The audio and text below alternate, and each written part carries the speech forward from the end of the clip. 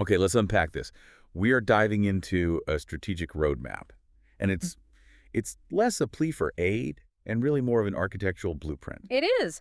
The sources we've looked at, they call for a fundamental, almost radical shift in how we approach child safety. And it's a specific kind of shift. It's drawing inspiration from rigorous European cybersecurity strategies. Exactly. And treating child protection as what it should be, critical national infrastructure. That's a profound move away from the traditional model, isn't it? Which is so often fragmented, reactive. Oh, completely. This is an engineering mindset, and it's being applied to a deeply, deeply complex social and human problem. So the core ambition of this Yeah. whole roadmap, it's not just talking about making children safer. No, not at all. It's about creating something robust, a self-sustaining economic sector. I mean, a dedicated market that is inherently incentivized to innovate and to execute on child safety. With systemic reliability. That's the phrase that keeps jumping out at me. Systemic reliability. That distinction is just so critical. We're not talking about, simply hiring more social workers. Yeah, We're right. talking about strategically transplanting models that have been proven in these really high-stakes environments, Mm. like digital defense, critical infrastructure protection, and moving them into the social sector. It's about architecting a public-private ecosystem where innovation isn't just a happy accident of funding. It's actively incentivized. Yes, actively incentivized by market forces. I mean, think about how major cybersecurity firms compete. Right. They're all trying to develop the best tools to meet public and private defense needs against digital threats. And this roadmap envisions that exact same competitive engine, but focused entirely, 100%, on protecting children from exploitation and trafficking. The motivation couldn't be starker, could it? It's anchored in what they call the fundamental right of every child to an infancy free from sexual exploitation, from trafficking. And the roadmap, it argues that given the scale and the complexity of modern threats, achieving this goal, it requires, and I'm quoting here, engineer thinking. Engineer thinking, it demands that systemic reliability we talked about. It means we have to move away from just fixing crises after they happen. And start building systems that are predictive, that are adaptive. Systems that inherently resist failure, that Yeah. resist attrition. It's about creating a hostile environment for offenders, not just a sympathetic one for victims. So the mission statement that, policymakers, investors, entrepreneurs, the people this is aimed at, what they need to grasp is this. We have to transform the current system, which is so often overwhelmed and reactive, into a collaborative framework. A framework where public needs, that core state mandate for protection, are met through private sector innovation. Establishing a powerful new engine for prevention, for rapid detection. And I think this is key continuous system response. It really is. It's about demanding measurable success and achieving a kind of reliability that matches the rigor you'd see in other protected sectors. And to build that kind of system, you first need a common language. You need a precise conceptual framework. And that's exactly where the roadmap starts. It starts by defining the problem into a dual requirement, and the clarity it's just fascinating. A successful strategy, then, requires distinguishing between and then proactively integrating two core operational concepts, Yeah. MCO and MCS. MCO and MCS. Yeah. So let's dedicate some real time to understanding these because they feel like they represent the cultural and the structural friction points in the current system. They absolutely do. So MCO, Maintenance Unconditional Opérationnel. This focuses purely on the daily functioning, the basic stability of organizations that deal with children. Right. So budgeting, staffing, running essential programs. Keeping the lights on. Literally keeping the lights on. And historically, as the sources point out, this area is just plagued by severe budgetary constraints. Mhm. Organizations are constantly fighting for baseline stability. They're operating on razor-thin margins.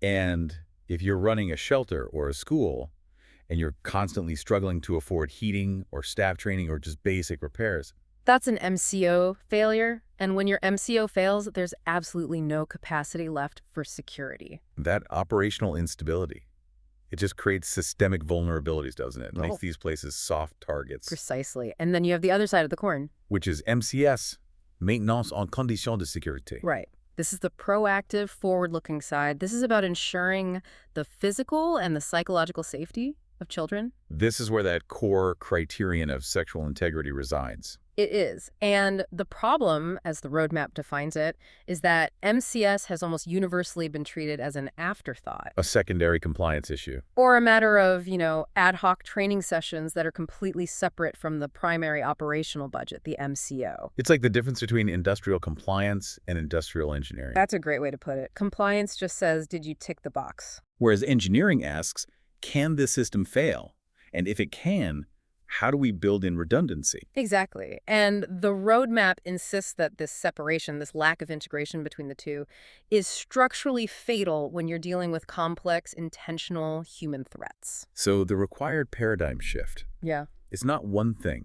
It demands two parallel movements. it does. First, MCO has to be elevated. It now has to integrate a formal feedback loop, a continuous improvement process. That is specifically focused on child security and sexual integrity. Right. This means security moves from being some specialized optional project to being a non-negotiable operational component. It has to be factored into the core budgeting, the core hiring. I mean, think of it like this. In the digital world, if your firewall goes down, your MCO, your operational continuity, is immediately affected. It's a crisis. The roadmap demands that same logic applies here. If your personnel screening protocols are weak, that's an MCS failure. It has to be treated as an operational outage, an MCO crisis that must be fixed immediately. That shift alone would fundamentally alter organizational hierarchy and how resources are allocated. It would.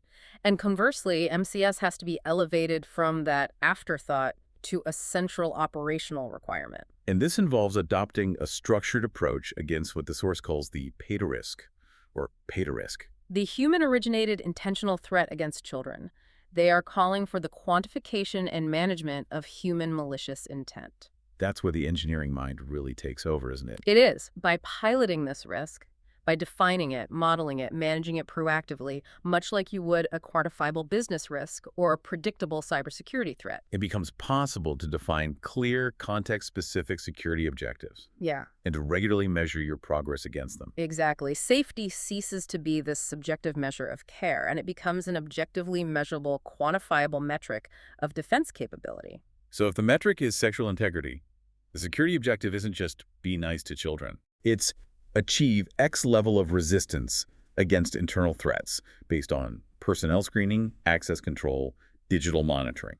Exactly right. This measurable structure is what the entire defense framework is built upon. It is the foundation for measurable success. And the strategy demands a structural necessity for this. Implementing this enhanced security model requires a structured, multi-level defense chain. A defense chain that translates these strategic safety objectives into concrete protective actions. It's moving beyond just good intentions and into engineering a verifiable dynamic defense. Okay, here is where it gets really interesting, for me at least, because the roadmap provides what is essentially the operational manual.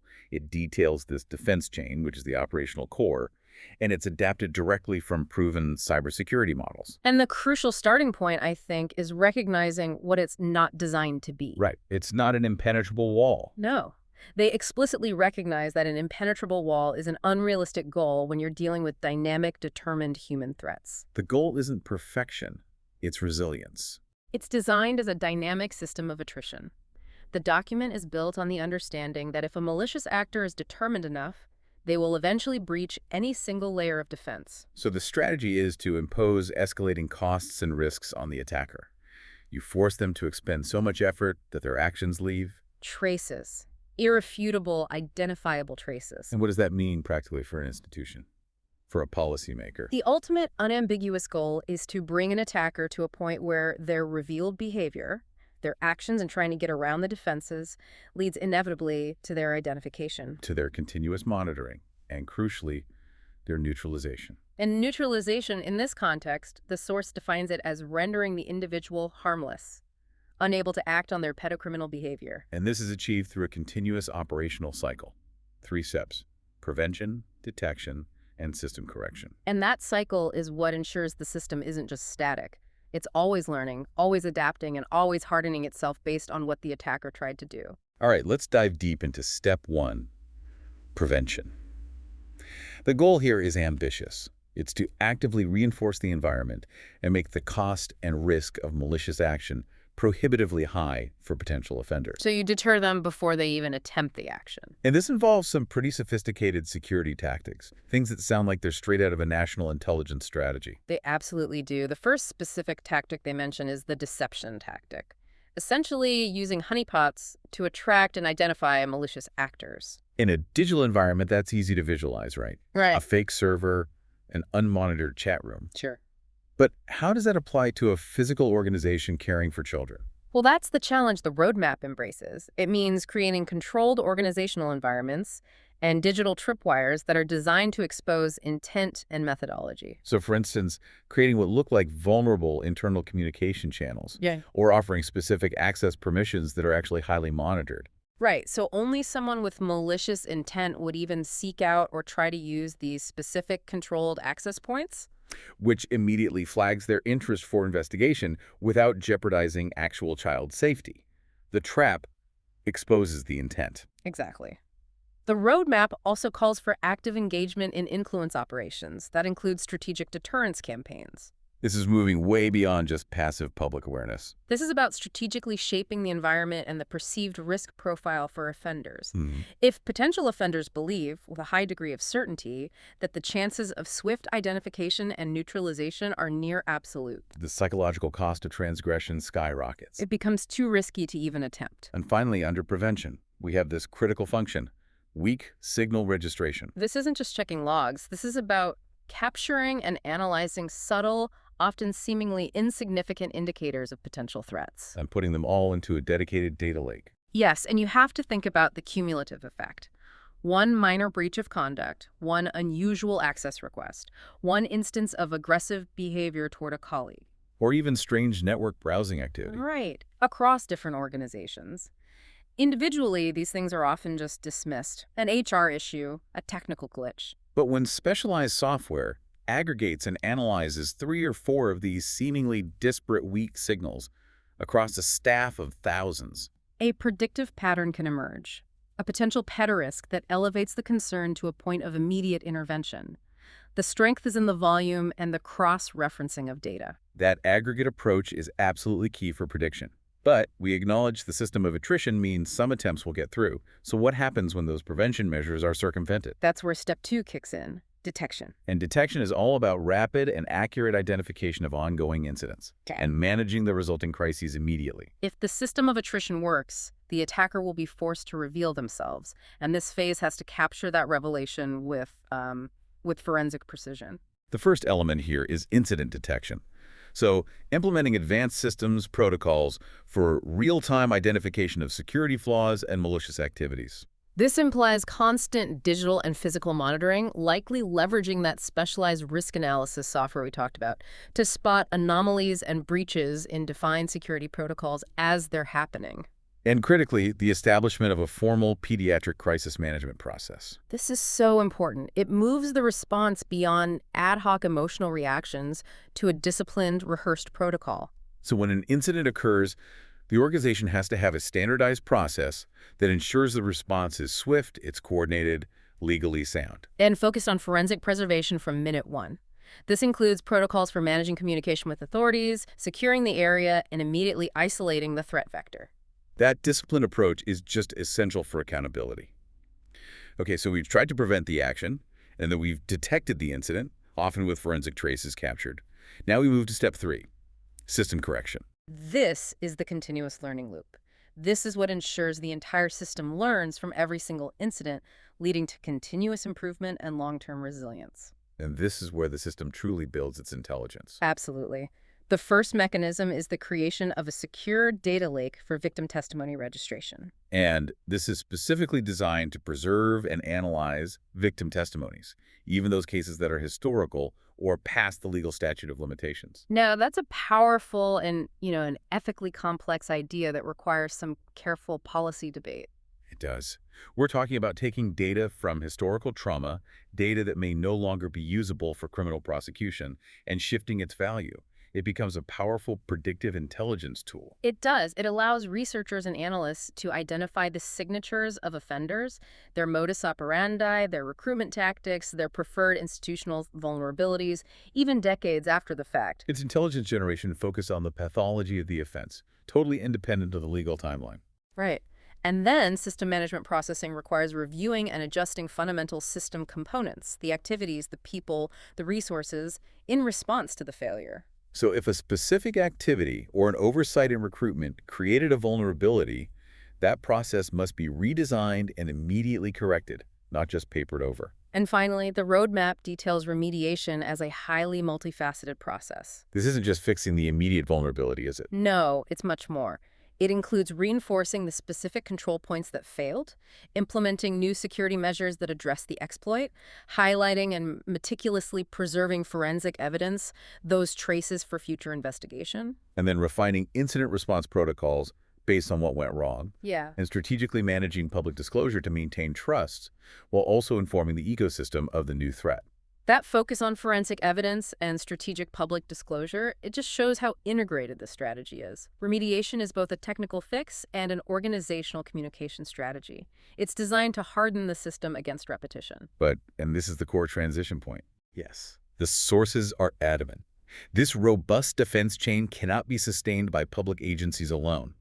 Public bodies, they just lack the speed, the capital, and the innovative capacity required. So, if the public sector is the client defining the security needs, the MCS, we need a robust engine to deliver the solutions. Which brings us to Section 4, forging the ecosystem and the massive market opportunities in child safety. This is where the cybersecurity analogy really transforms into an economic roadmap. This should immediately get the attention of entrepreneurs and investors. A robust defense chain requires a dynamic, innovative public-private ecosystem and, crucially, a dedicated economic sector to provide the tools, the talent, and that constant innovation. And the strategy is explicitly defined as generating economic growth, generating highly skilled jobs by stimulating private investment. So by clearly defining the problem, the PDRISC, that dual challenge of MCO-MCS, they aren't just asking for charity. No, they're defining a viable, essential, and high-stakes market where specialized firms can achieve profitability by solving these protection needs. So let's detail the 4 main areas where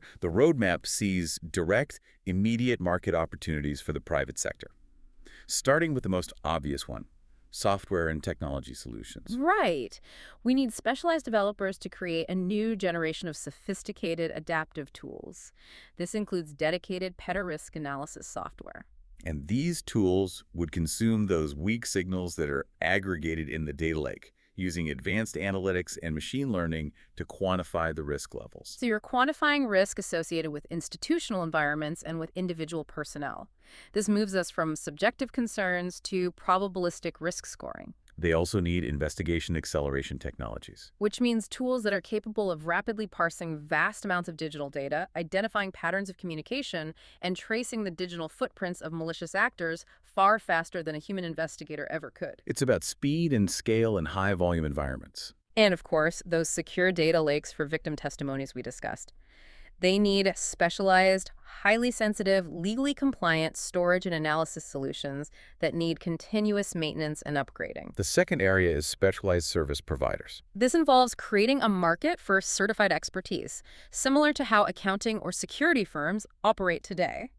So you're talking about consulting firms focused purely on child safety strategy and implementation. Yes, and independent audit firms to certify organizations against new, rigorous safety standards, and even entities that develop and implement these verifiable safety standards in the first place. So we're talking about creating a whole new certification industry, maybe like an ISO standard for child sexual integrity management systems. That's a perfect analogy. It elevates the protection model from just, minimum legal compliance to an assurance model based on externally audited, best-in-class security engineering. Which provides confidence to parents and accountability to institutions. Precisely. Now, the third area is perhaps the most evocative. It's where physical environmental protection meets advanced technology, innovative hardware and tools. Okay, what kind of connected objects are we talking about here? This sounds like a significant new investment vertical. The roadmap mentions biometric sensors for surveillance. So not necessarily cameras. Not necessarily. They could be subtle environmental sensors designed to monitor physical interactions or access control or identify unauthorized presence in protected zones. They're the eyes and ears of the MCO-MCS system working together in real time. It also includes trauma detection tablets for early intervention. That's a fascinating concept. How would a tablet detect trauma or risk in a child? especially a young child who might not be able to articulate their distress. The idea is that these devices, often integrated into educational or care settings, use non-invasive methods, maybe observing physiological responses or tone of voice or analyzing specific play patterns against a baseline model.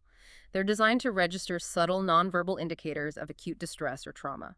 And that would signal the need for immediate clinical intervention. And crucially, they flag potential issues in the child's environment. It feeds a weak signal back into the monitoring system before a full incident even occurs. And then there is the truly unique, highly specific proposal, the development of mobile Nepio-criminal laboratories. A powerful term. It's derived from nepios, the Greek word for a pre-verbal child. So these are specialized mobile labs designed to visit nurseries, kindergartens, primary schools. The implication is a rapid, on-site, forensic and psychological screening capability. Tell us more about the operational function of these mobile labs. I mean, what kind of protocols would they employ? What's the strategic value of them being mobile? Their strategic value is proactive presence. They're designed to assess both environmental safety, so physical security checks, digital network forensic sweeps, and potentially conduct non-invasive psychological screening or observation for early signs of trauma or risk. Directly at the organizational level. Directly. They are proactive MCS in its purest form. They're designed to move rapidly into environments that have been flagged by weak signals, or even to conduct regular, unannounced stress tests of an institution's safety protocols. That is a radical departure from waiting for a reported incident. It is. That level of preemptive intervention certainly defines a new market segment. Okay, finally, the fourth market opportunity is community and knowledge sharing. Right.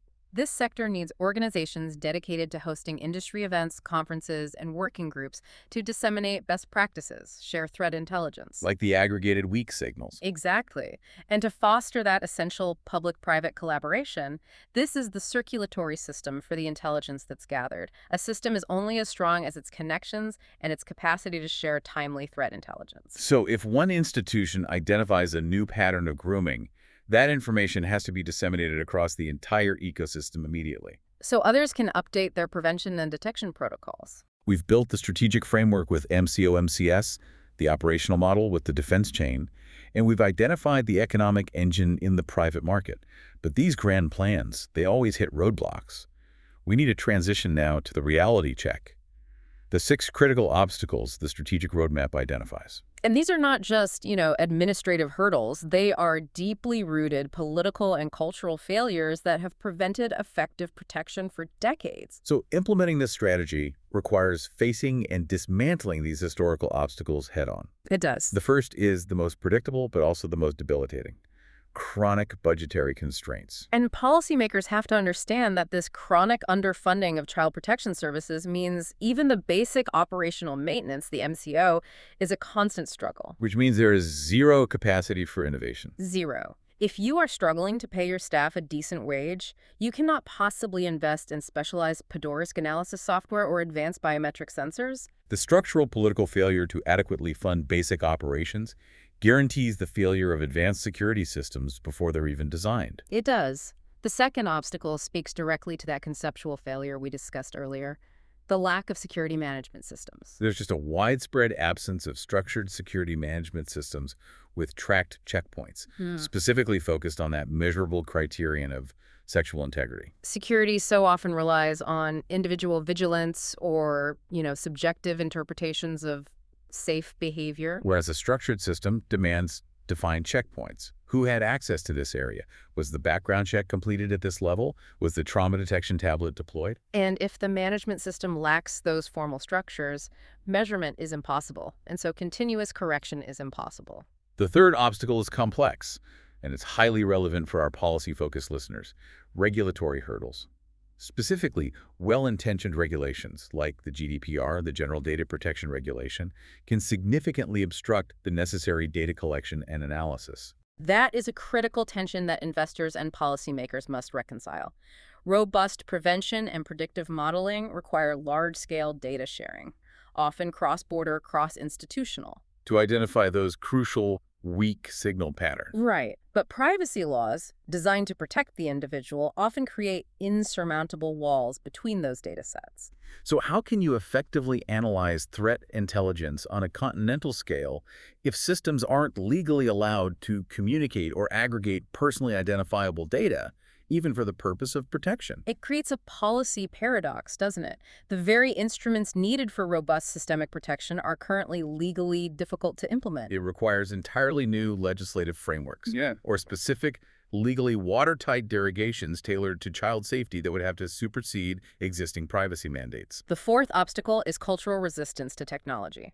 The roadmap notes that in many child protection environments, computing, engineering, digital disciplines, they're viewed as secondary. Or in some cases, actively rejected. Yes. It's a philosophical disagreement playing out in the implementation phase. If the problem is viewed exclusively through a lens of social work and human interaction and qualitative assessment, There's an ingrained distrust of the clinical quantitative rigor that engineering and digital disciplines provide. and that cultural reluctance actively stifles the technological innovation that this entire roadmap relies on to function. If the leaders of institutions don't see the value in data lakes or predictive modeling, they certainly won't budget for or hire the specialists required. Which leads to the fifth obstacle, leadership gaps. The sector often lacks leaders with the necessary vision and expertise to champion these ambitious digital transformation initiatives. These aren't just administrative positions, they require hybrid executives, people who understand social needs and legislative hurdles, but also the complexity of investing in and managing critical digital infrastructure. And the lack of that leadership leads to organizational dependence on outdated, manually intensive methods and tools. It ensures the system remains reactive, not proactive. And the final obstacle is perhaps the most insidious, as it deals with internal institutional failure. Internal threat denial. The roadmap calls out persistent, systemic institutional denial of internal threats. The historical pattern is always to assume the danger comes from outside, from strangers. And this denial, this refusal to believe the danger can come from within, results in chronically inadequate recruitment, verification, and background check procedures for people working with children. If an organization doesn't robustly police itself, its security protocols will always be porous at the most critical points. The staff and volunteers with direct, unsupervised access to children. This isn't just poor HR management. This is a failure of institutional belief that costs lives. And the roadmap demands immediate legislative action to counter it by mandating continuous, rigorous, and automated background checks, managed externally to the organization itself. So, we've identified the necessary market and the major structural barriers. To close the loop and achieve continent-wide systemic safety, the roadmap concludes with the necessary foundational infrastructure required to make this all work at scale. This is the sovereign investment required to catalyze the market. We have to ask, how do you operationalize protection at a national and European scale? And the source is adamant. Achieving a comprehensive defense chain and a flourishing private market cannot happen through fragmented national efforts. It demands decisive public sector leadership and significant coordinated investment in fundamental infrastructure. This central infrastructure is intended to act as the central nervous system for the entire ecosystem. Enabling real-time coordination, rapid intelligence sharing, and the centralized enforcement of those new, rigorous safety standards that are developed in the private sector. Let's detail the essential elements required for this massive undertaking. First is the establishment of an internationally connected research center. It has to be dedicated to child safety and threat analysis. And this center would be the engine for understanding evolving threats, for analyzing the data from those victim testimony data lakes. And for defining the measurable security standards that the private sector will then implement and audit against. It needs to be the central brain for that Pateresque model. Next, we need a powerful coordination body, a national and European strategic command. Responsible for coordinating policy, operational response, and ensuring seamless communication between law enforcement, social agencies, and the new private sector security providers across borders. Then there's the non-negotiable operational component for personnel safety. National child safety agencies must be equipped with rigorous recruitment protocols and mandatory regular background checks for all personnel working with children. And you have to note the continuous aspect.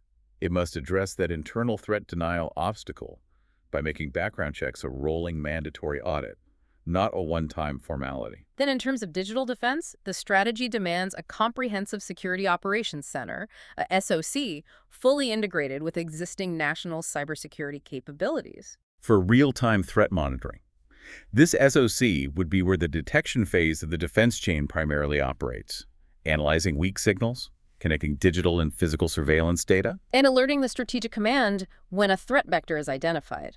And this SOC must be fed by a permanent, dedicated capacity for continuous collection and analysis of threat and criminal intelligence. This isn't a passive log reviewer. No, it's an active intelligence gathering function focused entirely on anticipating the evolution of the pederast across both digital and physical platforms. All these elements, they form a powerful centralized defense structure.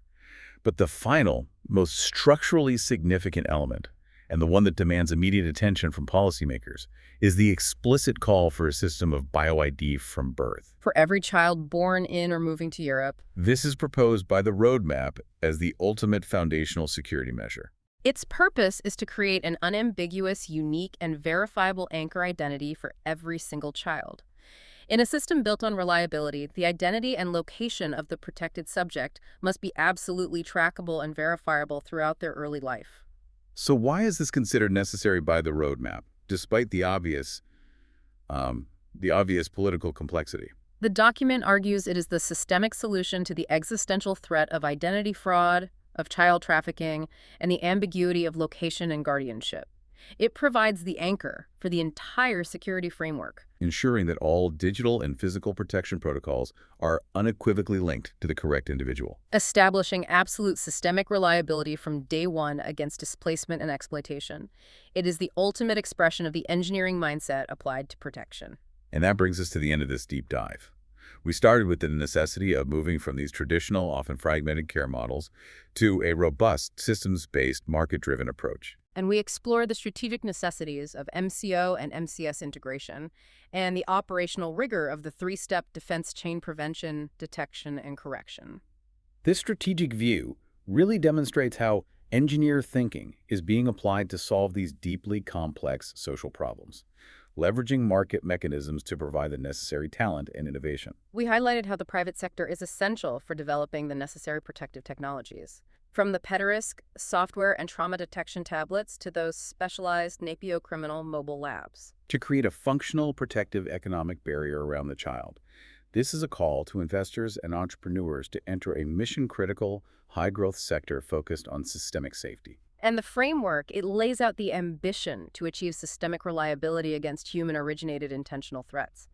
But it requires massive public investment in a centralized nervous system and the dismantling of institutional and regulatory barriers that have protected the status quo for far too long. So if knowledge is most valuable when it's understood and applied, we have to take the final, explicit demand of the roadmap, the implementation of a continent-wide BioID system from birth, and ask the strategic question. The question that policymakers must wrestle with immediately.